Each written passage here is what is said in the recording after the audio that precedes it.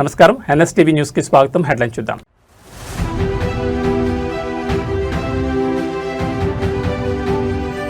అసమర్థ పాలనతో రైతుల జీవితాలతో ఆటల ప్రభుత్వంపై మాజీ ఎమ్మెల్యే ధ్వజం.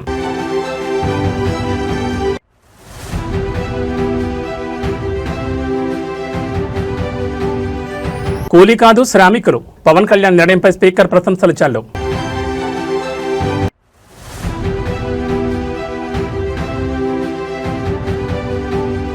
ఫోన్ ట్యాపింగ్ పై సిట్ వేయండి, బెంగళూరు హ్యాకర్లతో నిఘా పెడుతున్నారు ఆర్ఎస్పీ.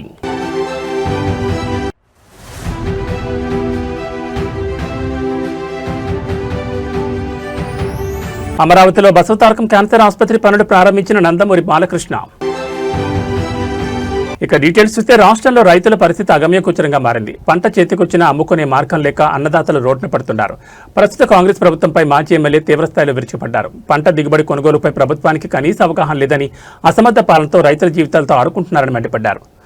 ప్రస్తుతం రాష్ట్రంలో మొక్కజొన్న రైతులు గోస పట్టించుకునే దిక్కే లేదని మాజీ ఎమ్మెల్యే ఆరోపించారు. పంట దిగుబడి ఏ మేరకు వస్తుంది, ఎంత కొనుగోలు చేయాలి, నిల్వ సామర్థ్యం ఎంత అనే అంశాలపై ప్రభుత్వానికి కనీస అవగాహన లేదని విమర్శించారు. వివిధ ప్రభుత్వ శాఖల మధ్య సమన్వయం లోపించిందని, సమీక్షలు చేసే తేలిక కూడా ప్రభుత్వానికి లేదని ధ్వజమెత్తారు. కష్టపడి పండించిన పంటను చూసి రైతు సంతోషపడాలా, లేక ప్రభుత్వ వైఫల్యం వల్ల తక్కువ ధర అమ్ముకొని దిగులు పడాలా అనే పరిస్థితిని కాంగ్రెస్ సర్కార్ తీసుకొచ్చిందని ఆయన ఆగ్రహం వ్యక్తం చేశారు. రైతులను ఇబ్బంది పెట్టకుండా పంట కొనుగోలు చేసే ఆలోచన గానీ చిత్తశుద్ధి గానీ ప్రభుత్వానికి లేదని మాజీ ఎమ్మెల్యే ఎద్దేవా చేశారు.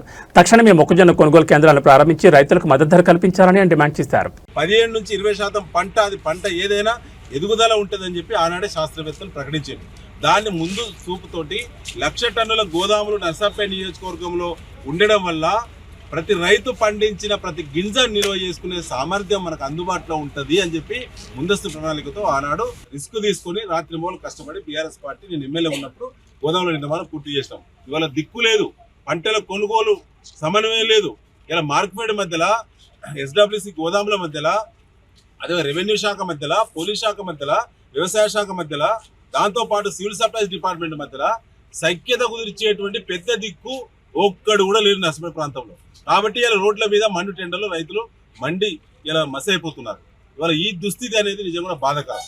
15 రోజుల్లో 20 రోజుల్లో కాంటాలు అయిపోతాయి. దాని మళ్ళీ దిగుమతి అప్పుడు కూడా ఎన్ని హమాలి టీములు పనిచేయాలి, ఎంతమంది మ్యాన్ పవర్ ఉంటే ఇది సాధ్యమైంది, ఎన్ని రకాల ట్రాన్స్పోర్ట్ వాహనాలు అందుబాటులో ఉండాలనేది ఒక శాస్త్రీయ సమీక్ష ఈ నర్సంపేటలో చేసే దిక్కు లేదు వరంగల్ జిల్లాలో. కాబట్టి ఈ దుస్థితి వచ్చింది.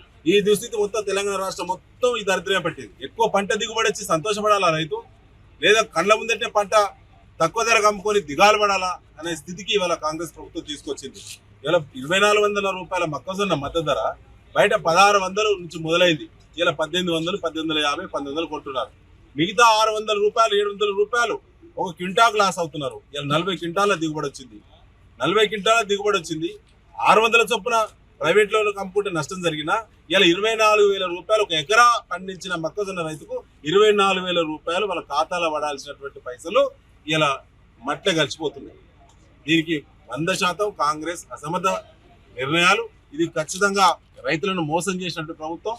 దీన్ని ఖచ్చితంగా నిలదీయాల్సిందే. జరిగిన నష్టానికి ప్రభుత్వం బాధ్యత వహించాలి. మండలానికి ఒక్క సెంటర్ పెట్టినప్పుడు ఇది బోగస్. ఆనాడు నేను ఎమ్మెల్యే ఉన్నప్పుడు ముఖ్యమంత్రి గారు కొట్లాడి ప్రతి మండలానికి 6 నుంచి 7 సెంటర్లు తీసుకొచ్చి ఒక నర్సంపేట నియోజకవర్గంలో 42 సెంటర్లు పెట్టించినాం.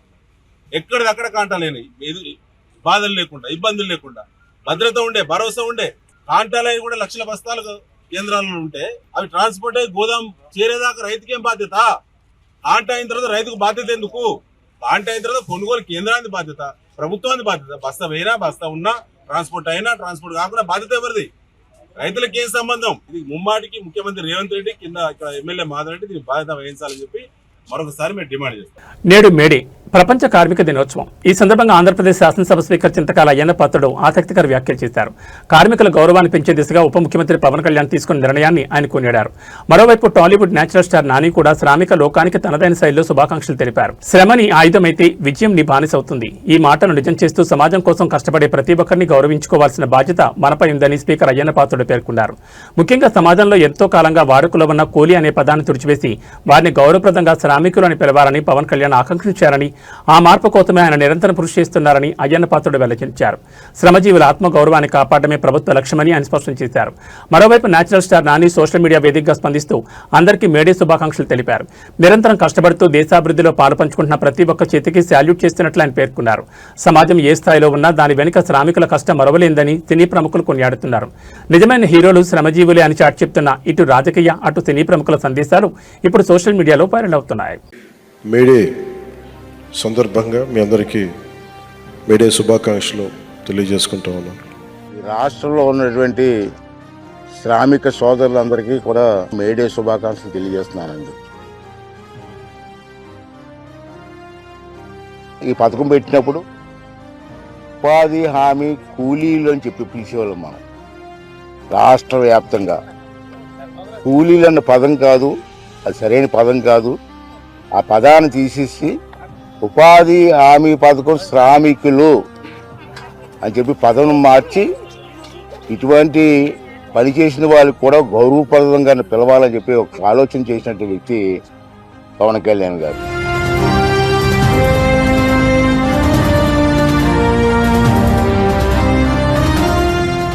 అందరికీ మేడే శుభాకాంక్షలు.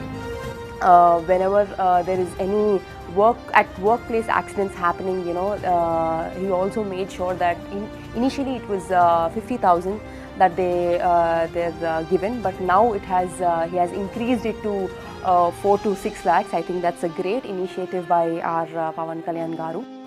నేను రాజకీయాల్లోకి వచ్చి చాలా సంవత్సరాలు అయింది. అప్పటి నుంచి నేను చాలామంది నాయకులతో చూశాను, వాళ్ళ పనితీరు చూశాను. నేను చూసిన దాంట్లో చూస్తే కంపేర్ చేస్తే రాష్ట్రంలో చాలామంది నాయకులు ఉంటారు, నేను కాదన్నాను. కానీ తపన ఉన్న నాయకులు కొంతమందే ఉంటారు. అటువంటి వారిలో పవన్ కళ్యాణ్ గారు ఒకరని చెప్పి నా తాలూకు భావన. ఇంకేంటంటే అతను చేస్తున్న కార్యక్రమాలు ఒక తపనతో చేస్తున్నారు. ఏదో ఒకటి చెయ్యాలన్న తపన అతనిలో కనపడుతుంది. ఈ రాష్ట్ర ప్రజలకి, ఈ శ్రమజీవులకి, ఈ గ్రామ స్థాయిలో ఉన్నటువంటి రోడ్లకి అన్నీ కూడా ఏదో చేయాలని తపన నాకు కనపడుతుంది. అటువంటి తపన నాయకులు చాలా అరుదు నేను చూసిన వాళ్ళలో. అటువంటి నాయకుడు మనకు లభించడం మనందరూ అదృష్టంగా భావించాలి. అతను చేస్తున్న ప్రతి కార్యక్రమాన్ని కూడా మనసు పెట్టి ఆలోచించి రాష్ట్రాన్ని అభివృద్ధి చేయడంలో మన తాలూకు సహకారం అతనికి అందించాలని చెప్పి నేను మనస్ఫూర్తిగా కోరుకుంటూ, ఈ అందరి తాలూకు ఆశీర్వాదం పవన్ కళ్యాణ్ గారికి ఇచ్చి ఇటువంటి కార్యక్రమాలు మరిన్ని కార్యక్రమాలు తీసుకొచ్చి ఈ రాష్ట్ర అభివృద్ధిలో అతను భాగస్వామ్యం అవ్వాలని చెప్పి మనస్ఫూర్తిగా భగవంతుని కోరుకున్నానండి. ప్రధానమంత్రి గారి దగ్గర నుంచి, ముఖ్యమంత్రి గారి దగ్గర నుంచి చిట్ట చివరన ఉన్న సచివాలయం ఉద్యోగుల వరకు అందరూ కట్టుదిట్టంగా ఒకటే మాట మీద ఉంటే మేమందరం మీకు ఈ చిన్నపాటి ఆనందం మేము చూడగలుగుతున్నాం మీ కళ్ళల్లో.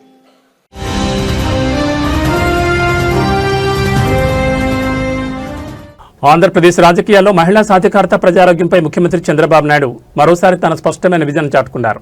త్వరలోనే ఆడబిడ్డలకు రాజకీయాల్లో 33% రిజర్వేషన్లు రాబోతున్నాయని ఆయన కీలక వ్యాఖ్యలు చేశారు. అదేవిధంగా రాజధాని ప్రాంతం అమరావతికి అత్యున్నత వైద్య సదుపాయాలను తీసుకొచ్చేలా భారీ హామీ ఇచ్చారు. మహిళా రిజర్వేషన్ల అంశంపై సీఎం చంద్రబాబు ఆసక్తికర వ్యాఖ్యలు చేశారు. గతంలో విపక్షాలు మహిళా రిజర్వేషన్లు అడ్డుకున్నాయని, కానీ త్వరలోనే చట్టసభల్లో ఆడబిడ్డలకు 33% కోటా అమలు కాబోతుందని ఆయన ధీమా వ్యక్తం చేశారు. మహిళా శక్తికి ప్రాధాన్యత ఇచ్చినప్పుడే సమాజం అభివృద్ధి చెందుతుందని ఆయన పునరుద్ఘాటించారు. కేవలం రాజకీయాలే కాకుండా సామాన్యుల ఆరోగ్యానికి భరోసా కల్పించడమే తమ ప్రభుత్వ ప్రాధాన్యతని ముఖ్యమంత్రి స్పష్టం చేశారు. ప్రతి ఒక్కరికి మెరుగైన వైద్యం అందించాలనే లక్ష్యంతో అమరావతిలో ఈఎస్ఐ ఆసుపత్రిని ఏర్పాటు చేయబోతున్నట్లు ప్రకటించారు. కార్మికులకు, పేదలకు చేరువలు, అత్యాధునిక వైద్య సేవలు అందుబాటులోకి తేవడమే తమ ఆలోచనని చంద్రబాబు వివరించారు. రాజధానిలో ఈఎస్ఐ ఆసుపత్రి ఏర్పాటు మరియు మహిళా రిజర్వేషన్లపై సీఎం చేసిన వ్యాఖ్యలు ఇప్పుడు ఏపీ రాజకీయాల్లో చర్చనీయాంశంగా మారాయి. అమరావతిలో కూడా ఈఎస్ఐ హాస్పిటల్ పెట్టి ముందుకు తీసుకుపోవడానికి ఆలోచిస్తున్నాం. నా ఆలోచన ఒకటి, సమాజంలో ఆరోగ్యం ఉండాలి, అందరికీ మీ ఆదాయాన్ని పెంచాలి, జీవన ప్రమాణాలు పెంచాలి, ఇంకో పక్కరు అందరూ ఆనందంగా ఉండాలి. నేను దీనికోసం ఒక వినూత్నమైన ఆలోచన చేస్తూ వస్తున్నాం. ఈరోజు మీరు చూసే సంక్షేమ కార్యక్రమాలు 1-2 కాదు. తల్లికి వందనం, అన్నదాత సుఖీభవ, స్త్రీ శక్తి. మా ఆడబిడ్డలు, మగవాళ్ళు ఎంతమంది ఉన్నారో మీటింగ్లో మా ఆడబిడ్డలు అంతమంది ఉన్నారు. ఇది శుభ పరిణామం. ఇది ఒక పెద్ద మార్పు. రేపు రాబోయే రోజుల్లో కేంద్ర ప్రభుత్వం 33% రాజకీయాల్లో చట్టసభల్లో రిజర్వేషన్లు పెట్టబోతారు. మొన్నైతే అపోజ్ చేశారు కానీ తప్పకుండా సాధిస్తాం. మా ఆడబిడ్డలు 33% చట్టసభల్లో ఉంటే ఆ చట్టసభలకే శోభ వస్తుందని చెప్పి కూడా నేను మీకు తెలియజేస్తున్నా. అన్ని రంగాల్లో మహిళలు రాణించాలి. అందుకే మీరు ఒకసారి చూస్తే డాక్రా సంఘాలు నేనే పెట్టిన తర్వాత దాన్ని అభివృద్ధి చేశాం. ఈరోజు దగ్గర 28,000 కోట్ల రూపాయలు కార్పస్ డబ్బులుంది, సేవింగ్ ఉంది. దగ్గర 50,000 కోట్ల రూపాయలు అప్పు తీసుకుంటే తిరిగి పెద్ద ఇండస్ట్రీస్ ఇక్కడ ఉన్నారు కానీ వీళ్ళైనా ఒక రోజు లేట్ చేస్తారు కానీ మా ఆడబిడ్డలు మాత్రం చెప్పిన సమయానికి రీపే చేస్తున్నారు. నాన్ రీపేమెంట్ చూస్తే 0.2%. అలాంటి నీతి నిజాయితీతో ముందుకు పోతున్నారు. రాజకీయ నాయకులను ఇరికించే ప్రయత్నం చేస్తున్నారని భారత రాష్ట్ర ప్రధాన కార్యదర్శి ఆర్ఎస్ ప్రవీణ్ కుమార్ ఆరోపించారు. తెలంగాణ భవన్లో గురువారం ఆయన మాట్లాడుతూ పంజగుట్ట పోలీస్ స్టేషన్లో పోలీస్ అధికారి ఇచ్చిన ఫిర్యాదుతో కేసు నమోదైందన్నారు. టెక్నికల్ ఎవిడెన్స్ ఆధారంగా విచారణ చేయాలని డిమాండ్ చేశారు. కేసీఆర్, కేటీఆర్, హరీష్ రావులను ఇరికించాలని రెండో సిట్ వేశారన్నారు. ఈ కేసులో 350 మందిని విచారించినా ఇప్పటి వరకు ఛార్జ్షీట్ దాఖలు కాలేదని తెలిపారు. షార్ట్షీట్లో కేసీఆర్, కేటీఆర్, హరీష్ల పేర్లు చేర్చాలని అధికారులపై సీఎం ఒత్తిడి తెస్తున్నారని ఆరోపించారు. ప్రస్తుతం బెంగళూరు నుంచి హ్యాకర్లను తీసుకొచ్చి ఫోన్ ట్యాప్ చేయిస్తున్నారని దీనిపై సెట్ వీసీ విచారణ జరపాలని డిమాండ్ చేశారు. కొంతమంది నాయకుల ఇళ్ల వద్ద సీసీ కెమెరాలను హ్యాక్ చేస్తున్నారని మండిపడ్డారు. ఐపీఎస్ అధికారులు చట్టం ప్రకారం పనిచేయాలని సూచించారు.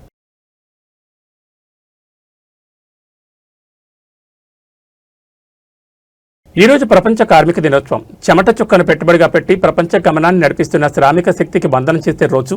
మేడే సందర్భంగా ఆంధ్రప్రదేశ్ రాష్ట్ర మంత్రి అచ్చెన్నాయుడు కార్మికులకు, కర్షకులకు ఘనంగా శుభాకాంక్షలు తెలిపారు. దేశ ఆర్థిక వ్యవస్థకు వెన్నెముక కార్మికులేనని ఆయన ఈ సందర్భంగా కొనియాడారు. అమరావతిలో జరిగిన మేడే వేడుకల్లో పాల్గొన్న మంత్రి అచ్చెన్నాయుడు కార్మిక లోకానికి సంఘీభావం ప్రకటించారు. ఏ దేశ అభివృద్ధి అయినా అక్కడి కార్మికులు, కర్షకుల కష్టం మీదనే ఆధారపడి ఉంటుందని ఆయన స్పష్టం చేశారు. సమాజంలో ప్రతి ఇటుకు వెనుక, ప్రతి అభివృద్ధి వెనుక కార్మికుల శ్రమ దాగి ఉందన్నారు. కార్మికుల సంక్షేమానికి ప్రభుత్వం కట్టుబడి ఉందని, వారి హక్కుల పరిరక్షణలో రాజీ పడే ప్రసక్తే లేదని మంత్రి పేర్కొన్నారు. దేశం ఆర్థికంగా బలోపేతం కావాలంటే శ్రామిక శక్తికి సరైన గుర్తింపు, గౌరవం దక్కాలని ఆయన ఆకాంక్షించారు. ఈ కార్యక్రమంలో పలువురు కార్మిక సంఘాల నాయకులు మరియు ప్రభుత్వ ప్రతినిధులు పాల్గొన్నారు.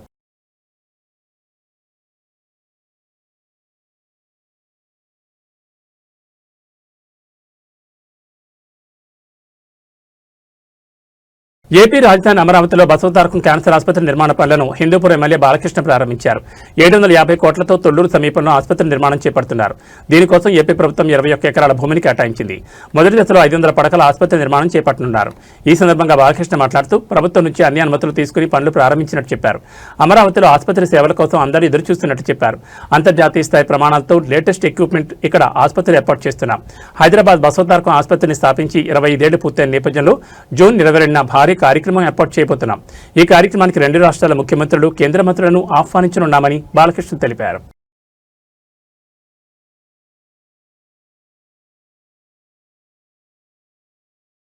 తెలంగాణ రాష్ట్ర పోలీస్ శాఖకు కొత్త సారథొచ్చారు. రాష్ట్ర నూతన డైరెక్టర్ జనరల్ ఆఫ్ పోలీస్గా సీనియర్ ఐపీఎస్ అధికారి సివి ఆనంద్ ఈరోజు బాధ్యతలు స్వీకరించారు. శాంతి భద్రతల పరీక్షలో తనదైన ముద్ర వేసిన ఆయన ఇప్పుడు రాష్ట్ర పోలీస్ బాస్ హోదాలో బాధ్యతలు చేపట్టడం ప్రాధాన్యం సంతరించుకుంది. తెలంగాణ డీజీపీగా సిపి ఆనంద్ బాధ్యతల స్వీకారం అత్యంత అధికారికంగా జరిగింది. డీజీపీ కార్యాలయంలో ఆయన బాధ్యతలు చేపట్టిన వెంటనే ఉన్నత స్థాయి పోలీస్ అధికారులు ఆయనకు శుభాకాంక్షలు తెలిపారు. గతంలో హైదరాబాద్ పోలీస్ కమిషనర్గా, ఏసీబీ డైరెక్టర్గా కీలక బాధ్యతలు నిర్వహించిన సివి ఆనంద్కు క్షేత్రస్థాయిలో మంచి పట్టుంది. రాష్ట్రంలో నేర నియంత్రణ, మహిళా భద్రత మరియు సైబర్ క్రైమ్ అరికట్టడంలో ఆయన అనుభవం పోలీసు రంగానికి మరింత బలాన్ని ఇస్తుందని విశ్లేషకులు భావిస్తున్నారు. బాధ్యతలు స్వీకరించిన అనంతరం ఆయన మీడియాతో మాట్లాడుతూ ఫ్రెండ్లీ పోలీసింగ్తో పాటు చట్ట ఉల్లంఘనలకు పాల్పడే వారిపై ఉక్కుపాదం మోపుతామని స్పష్టం చేశారు. సమర్థుడైన అధికారిగా పేరున్న సివి ఆనంద్ నేతృత్వంలో తెలంగాణ పోలీస్ శాఖ మరిన్ని విజయాలు సాధించాలని కోరుకుందాం.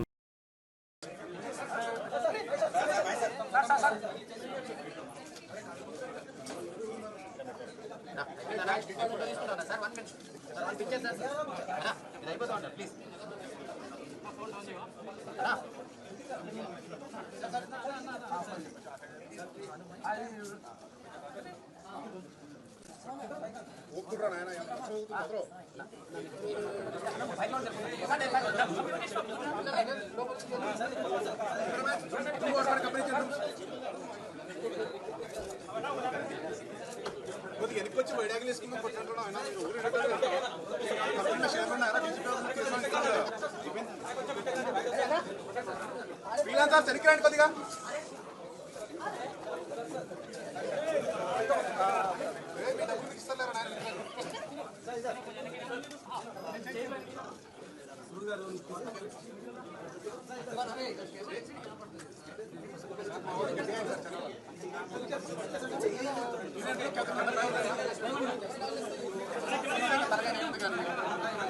గుంటూరు ప్రభుత్వ సామాన్య ఆసుపత్రి రణరంగంగా మారింది. అత్యవసర విభాగం వద్ద పోలీసులు, వైసీపీ ఎమ్మెల్సీ లేళ్ల అప్పిరెడ్డి మధ్య తీవ్ర వాగ్వాదం చోటు చేసుకుంది. ఆసుపత్రికి వచ్చిన ఎమ్మెల్సీని పోలీసులు లోపలికి వెళ్లకుండా అడ్డుకోవడంతో అక్కడ ఉద్రిక్త పరిస్థితి నెలకొంది. గుంటూరు జీజీహెచ్ ఎమర్జెన్సీ వార్డు వద్ద పోలీసుల తీరుపై తీవ్ర విమర్శలు వ్యక్తమవుతున్నాయి. అత్యవసర విభాగంలో చికిత్స పొందుతున్న ఓ రోగిని పరామర్శించేందుకు వచ్చిన ఎమ్మెల్సీ లేళ్ల అప్పిరెడ్డిని పోలీసులు మధ్యలో నిలిపివేశారు. ఎమ్మెల్సీ అని చెప్పినా వినకుండా ఎమర్జెన్సీ వార్డు డోర్ మూసివేసి పోలీసులు అత్యుత్సాహం ప్రదర్శించారని ఆరోపణలు వస్తున్నాయి.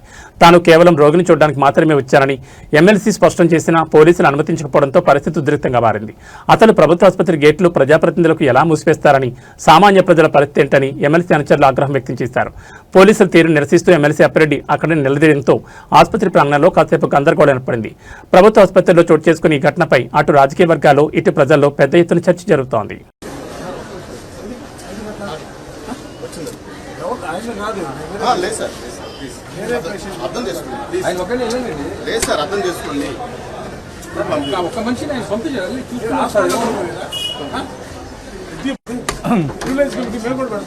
పెట్టుకోండి హాస్పిటల్కి ఎందుకు ఆయన ఎక్కడ మీరు దాపెట్టండి. హాస్పిటల్కి ఎందుకు వెళ్ళారు? పేషెంట్ వేరే పేషెంట్ మీరే చెప్తారు. మీకేం రేటు? మీకేం అక్కడ కాదని చెప్పారు. అరే నువ్వు ఎట్లా చెప్తావు? అర్థం చేసుకోండి సార్, చెప్పేది అర్థం. ఎందుకు నేను అతను కాదు, వేరే పేషెంట్ చూడడానికి వచ్చాను. మీరు కావాలని చెప్పండి. నూరు తీసా పేషెంట్ ఉంది, మా ఇంకో పేషెంట్ నూరు తీసా పేరు మా పిన్నే పిల్లండి కాబట్టి సర్జరీ ఆల్రెడీ జరిగింది. ఆల్రెడీ నేను ఆమె కోసం వచ్చా యాక్చువల్ గా. చూపించమంటారా? హాస్పిటల్ అతను వేరే చోట పెట్టుకోండి. మీరు పెట్టుకోండి. హాస్పిటల్కి అంటే హాస్పిటల్ మీ ఎట్లా మీరు గేట్ చెప్తున్నారు? నాకు అర్థం కాదు. గవర్నమెంట్ హాస్పిటల్ మీ హ్యాండ్ ఓవర్ ఉంటుంది. తొమ్మిదికి ఇస్తున్నా అలా బాగా మీరు ప్రశ్న ఏంటంటే హాస్పిటల్ మీ హ్యాండ్ ఓవర్ ఉంటుందా? మీ హ్యాండ్ ఓవర్ ఉండకపోతే మీరు ఆయన పేషెంట్ మీరు వేరే చోట పెట్టుకోవాలా? పెట్టుకోన్నారు. హాస్పిటల్ మీ హ్యాండ్ ఓవర్ ఉంటుందా? గవర్నమెంట్ హాస్పిటల్ మీ హ్యాండ్ ఓవర్ గవర్నమెంట్ మీ హ్యాండ్ ఓవర్ పంపించాలి పేషెంట్లే. మీరు గేట్ మీరు ఎట్లా ముస్తారు? Gate government hospital main gate మీరు మూసేస్తారా? చెప్పండి. పబ్లిక్ కదా, ఆ పబ్లిక్ లోన పోనీరా? హాస్పిటల్ లోన పోనీరా? ఈ పేషెంట్ ఎవరో కనుక్కోమని చెప్పారు. ఆ పేషెంట్ మీకు చెప్పాల్సిన అవసరం ఎమ్మెల్సీ మీరు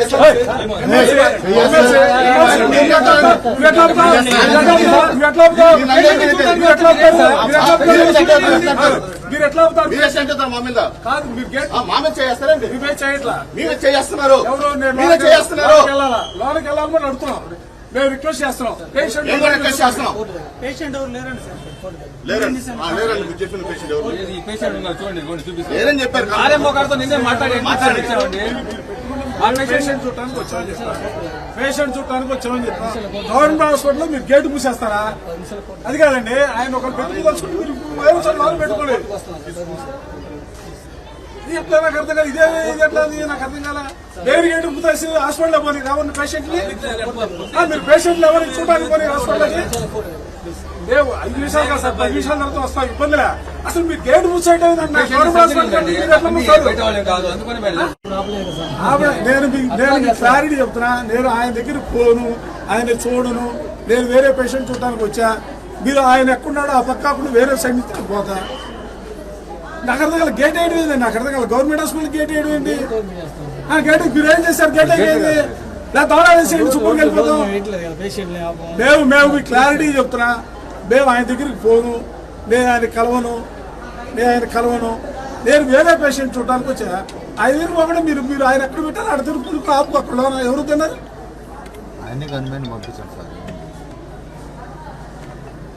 మీరు ఎట్లా అవుతారు? అసలు గవర్నమెంట్ హాస్పిటల్ గేట్ అయిపోయింది, నాకు అర్థం కదా. ఆ గేట్ ఏం చేశారు? గేట్ ఏం చేశారు మీరు? గేట్ అయిపోయిందండి గవర్నమెంట్ హాస్పిటల్కి.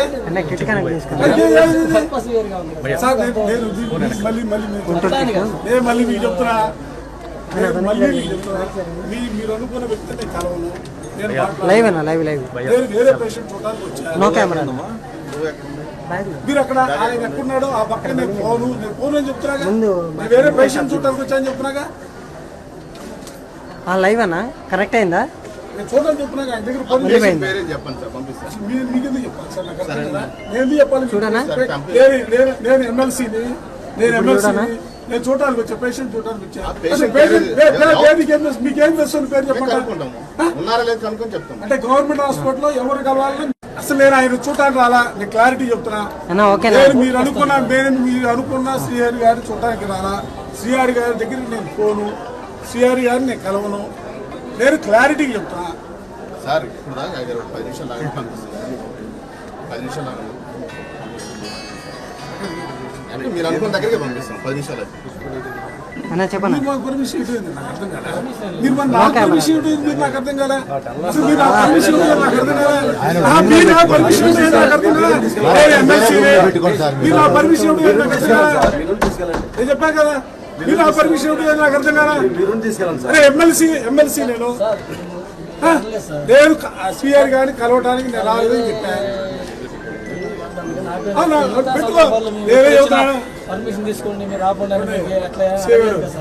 మీరేం చేయాలా?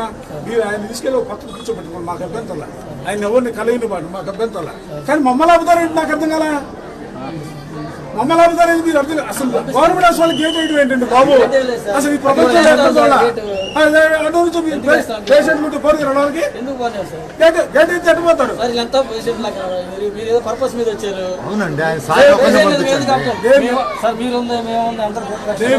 నేను మీకు చెప్తున్నా, మేము ఆయన కలవని చెప్పా. కలవని చెప్పిన తర్వాత కూడా మీరు ఎందుకు ఆపుతున్నారు? అర్థం కదా.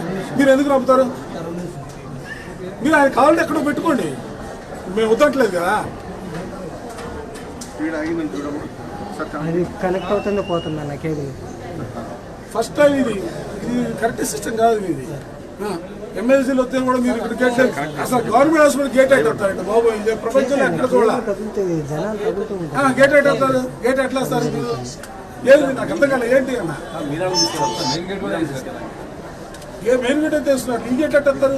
పేషెంట్ చూడడానికి పోరా? మీరు ఎక్కడ పెట్టుకోండి ఆయన. మేము వద్దంటలేదుగా.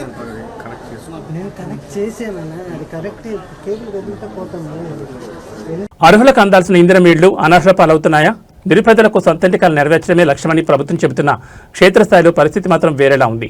ఖమ్మం జిల్లా పాలేరు నియోజకవర్గంలో నిర్వహించిన సభలో స్వయంగా మంత్రి పొంగులేటి శ్రీనివాసరెడ్డి ముందే ఇందిరమ్మ ఇండ్ల పంపిణీలో జరిగిన అవకతవకలు బయటపడడం ఇప్పుడు తీవ్ర చర్చనీయాంశంగా మారింది. పాలేరులో నిర్వహించిన ఇందిరమ్మ ఇండ్ల పంపిణీ సభలో ఆసక్తికర ఘటన చోటు చేసుకుంది. లబ్ధిదారుల ఎంపికపై ఆరా తీస్తున్న క్రమంలో ఒక మహిళ తన వివరాలను వెల్లడించడంతో సభలో ఉన్న వారంతా ఒక్కసారిగా అవాక్కయ్యారు. తన కొడుకు లండన్లో సాఫ్ట్వేర్ ఉద్యోగం చేస్తున్నాడని, కూతురు విద్యుత్ శాఖలో ప్రభుత్వ ఉద్యోగి అని సదరు మహిళ గర్వంగా చెప్పుకొచ్చింది. మంత్రి పొంగులేటి సాక్షిగా ఆమె చెప్పిన వివరాలు విని అక్కడున్న స్థానికులు ఒక్కసారిగా విస్మయానికి గురయ్యారు. ఒకవైపు నిరుపేదలు ఇళ్ల కోసం ఏళ్లుగా కళ్ళు కాయలు కచ్చలు ఎదురుచూస్తుంటే, లండన్లో కొడుకు ప్రభుత్వ ఉద్యోగంలో కూతురున్న వారికి ఇందిరమ్మ ఇళ్లు ఎలా కేటాయించారని ప్రతిపక్షాలు మరియు స్థానికులు మండిపడుతున్నారు. అధికారుల సర్వే ఎంత పారదర్శకంగా జరుగుతుందో ఈ ఘటన నిదర్శనమని విమర్శలు వెలువెత్తున్నాయి. అర్హత ఉన్న పేదలు కాకుండా ఆర్థికంగా బలంగా ఉన్న వారికి ఇళ్లు కేటాయించడంపై సర్వత్రా విమర్శలు వినిపిస్తున్నాయి. దీనిపై ఉన్నతాధికారులు ఎలా స్పందిస్తారో చూడాలి. మరి మాకు ఇంతకు ముందు ఇల్లు లేదండి, పెంకుటిల్లు ఉండేది. మేము చాలా ఇబ్బందులు పడ్డాము. ఇప్పుడు ఇందిరమ్మ పథకం ఇల్లు వచ్చింది కాబట్టి మేము ఇల్లు కట్టుకోగలిగాము. మాకు కూడా ఒక ఇల్లు ఉంది అని చెప్పుకోవడానికి గర్వపడుతున్నాము. ఈ కాంగ్రెస్ ప్రభుత్వం వచ్చిన తర్వాత అన్ని మంచి మంచి పనులు జరిపిస్తున్నారు సీనన్న గారు. చాలా ధన్యవాదములండి సీనన్న గారికి. అంతే, ఇంకా సెలవు. థ్యాంక్ యూ అబ్బా నీలమ్మ గారు. ఇక్కడ ఎంతమంది పిల్లలక్క? పిల్లలు ఎంతమంది? 4 పిల్లలు మాకు. నేను మా వారికి నేను 2వ భార్యని. ఏం చదువుతున్నారు? మా పిల్లల బాబు లండన్ వెళ్ళాడు, చిన్న బాబు. పెద్ద బాబు రాజకీయంగా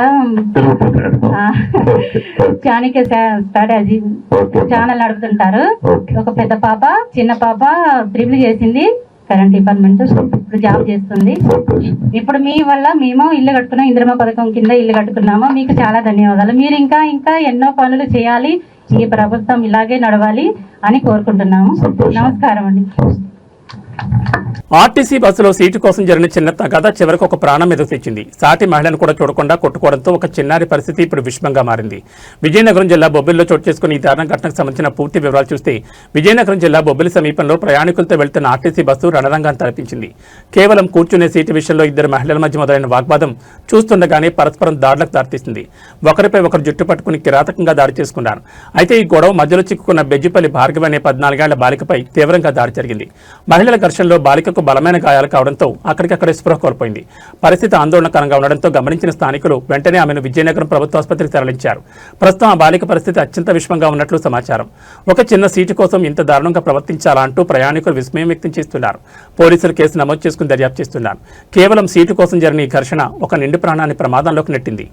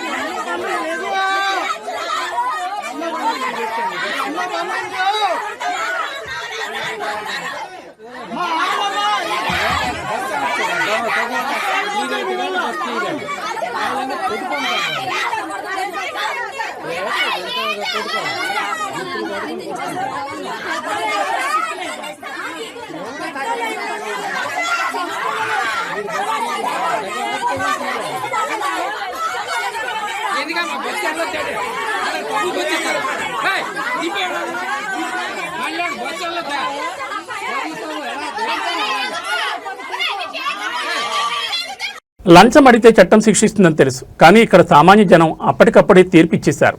ఆర్టీసీ బస్సులో టికెట్ లేదని పట్టుకున్న సిబ్బంది ఏకంగా 20,000 రూపాయలు లంచం డిమాండ్ చేయడంతో ప్రయాణికులు ఆగ్రహంతో ఊగిపోయారు. లంచం అడిగిన నోటికే చెప్పు దెబ్బలతో సమాధానం చెప్పారు. హైదరాబాద్ నుంచి నారాయణఖేడ్ వెళ్తున్న ఆర్టీసీ బస్సు ప్రయాణికులతో కిక్కిరిసిపోయింది. రాయకోట్ సమీపంలో టికెట్ స్క్వేర్ సిబ్బంది తనిఖీలు చేపట్టారు. ఈ క్రమంలో ఒక ప్రయాణికుడు టికెట్ లేకుండా ప్రయాణిస్తుందని గుర్తించారు. సాధారణంగా టికెట్ లేకపోతే నిబంధనల ప్రకారం 500 రూపాయల జరిమానా విధించాలి. కానీ ఇక్కడే టికెట్ స్క్వేర్ తన అత్యుత్సాహాన్ని ప్రదర్శించింది. సదరు ప్రయాణికుడు బెదిరించి ఏకంగా 20,000 రూపాయల లంచం ఇవ్వాలని డిమాండ్ చేశారు. టికెట్ లేని సామాన్యుడిపై అంత భారీ మొత్తంలో వసూలు దిగడంతో తోటి ప్రయాణికులు ఒక్కసారిగా తిరగబడ్డారు. 500 జరిమానా పోయి 20,000 లంచం ఏంటని ప్రశ్నిస్తూ లంచం అడిగిన సిబ్బందిపై చెప్పులతో విరుచుకుపడ్డారు. లంచం అడిగినందుకు సుమారు 20 సార్లు చెప్పు దెబ్బలతో దేశొచ్చేశారు. ప్రస్తుతం ఈ ఘటనకు సంబంధించిన వీడియో సోషల్ మీడియాలో తెగ వైరల్ అవుతోంది. నిబంధనల పేరుతో సామాన్యులను పీడించే సిబ్బందికి ఈ ఘటన ఒక హెచ్చరికగా మారింది. దీనిపై ఆర్టీసీ ఉన్నతాధికారులు ఎలాంటి చర్యలు తీసుకుంటారో వేచి చూడాలి.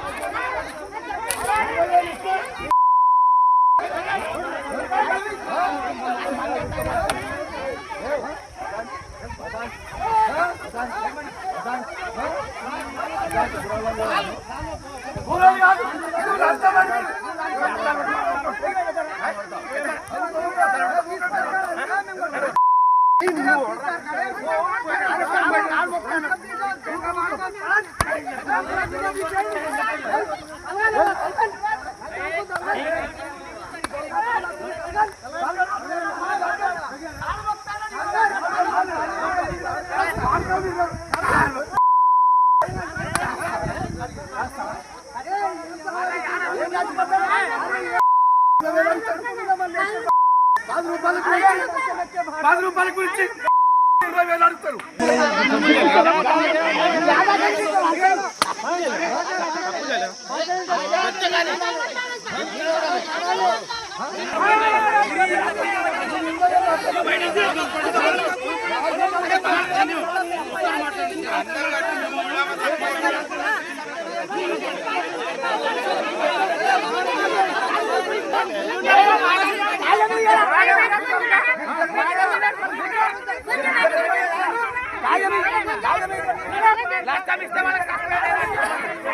భాగ్యనగరంలో పెట్రోల్ బంకుల ఆగడాలకు అడ్డు అదుపు లేకుండా పోతోంది. లీటర్లలో కోత పెట్టడం పాత పద్ధతి. ఇప్పుడు ఏకంగా కారు ట్యాంక్ సామర్థ్యాన్ని మించి పెట్రోల్ పోసి బిల్లులు వసూలు చేస్తూ వినియోగదారులను నిలుగున ముంచేస్తున్నారు.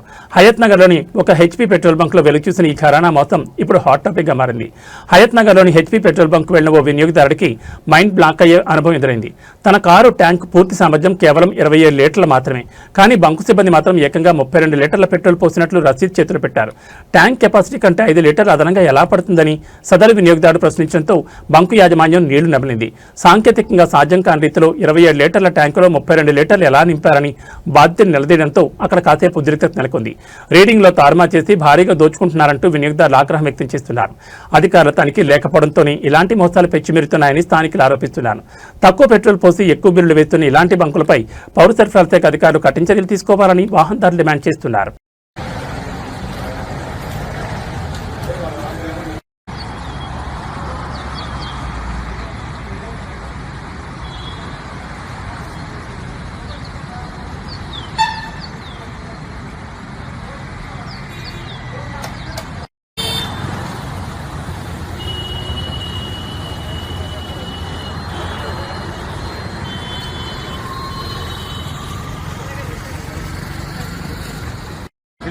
మెదిలింగ్ సిలిండర్ ఏ క్లాస్ ఉంటుంది, గ్లాసుది ఉంటుంది.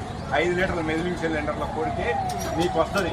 అది కాకుండా నువ్వు ఏదో ఒక పెద్ద 5 లీటర్ల జగ్గు తెచ్చి చేస్తా అంటే కుదరదు.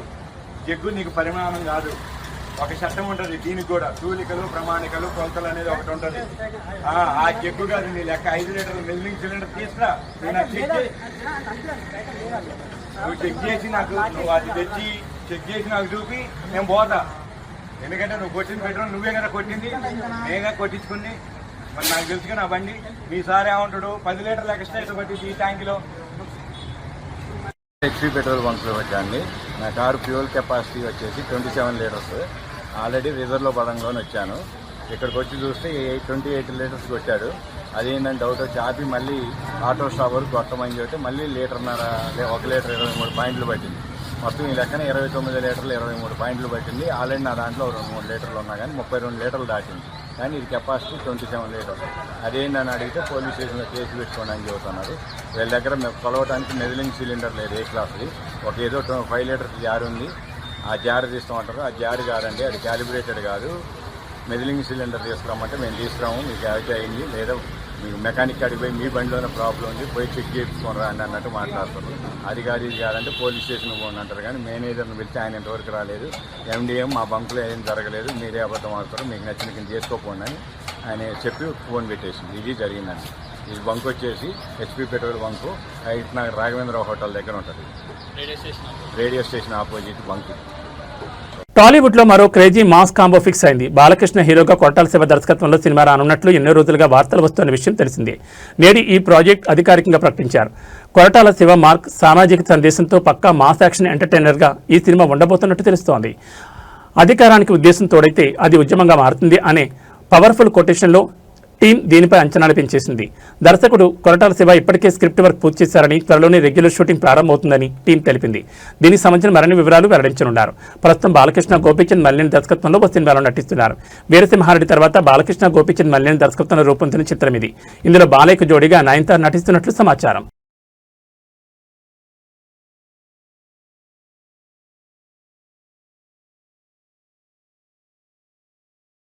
ఏవీ బులెటిన్ విశేషాలు. నమస్కారం.